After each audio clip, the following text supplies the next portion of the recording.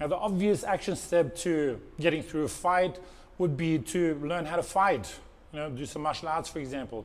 I've been doing martial arts for a long time, and I've been teaching martial arts for a long time as well, and I got nothing against martial arts, right? They got definitely benefits besides fighting as well. And you could train a practical martial art, and if you practice it enough, you can put stuff in your muscle memory and train yourself to react in a certain way, and that certainly helps you get through a fighting situation.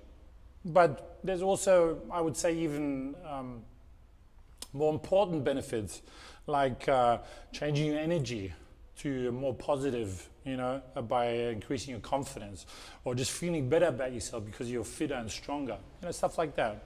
But I just want to mention a few other things here that have nothing to do with martial arts as well. The first one I want to mention is imagination. Your subconscious doesn't know the difference between an event that's imagined or that really happened. So if you want to, prepare your subconscious for an event and for you to fight back, then you can imagine an event where you get attacked, and you can play it out the way you want it to play out. You fight back as hard as you can, you hurt them, and you get out of there. You can do that a few times, and then maybe next time you set your boundaries and you get out of there. Next time you just use your energy, or you have the right, you imagine yourself having the right energy already. And you sort things out earlier and earlier. I wouldn't get into this too much because I think your thoughts are creative. So you don't want to be thinking about worst case scenarios all the time. You want to be thinking about, sure, worst case scenario a couple of times so you know how to deal with it, and then let it go. Now, if you already know that you'd fight back and you'd go vicious if you had to, don't worry about this.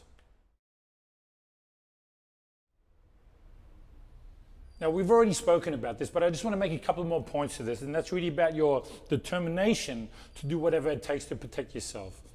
Your decision. And you should make that decision now, not when it gets to that point. Okay, now firstly, if you haven't made that decision, right, if it's hard for you to make that decision for yourself, think about someone else being with you. Maybe you have a kid, your kid, or a niece or nephew, someone who would rely on you to protect them. Okay, just imagine that person was trying to get to your kid. Would it be okay for you to be vicious then?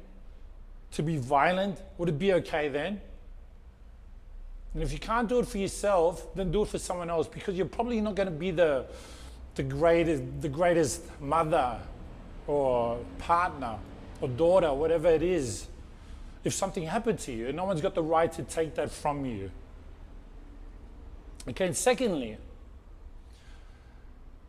if you made that decision for yourself, that shows in your energy, and that makes it much less likely for you to actually have to apply that, for you to have to fight, because that energy shows. We've spoken about this.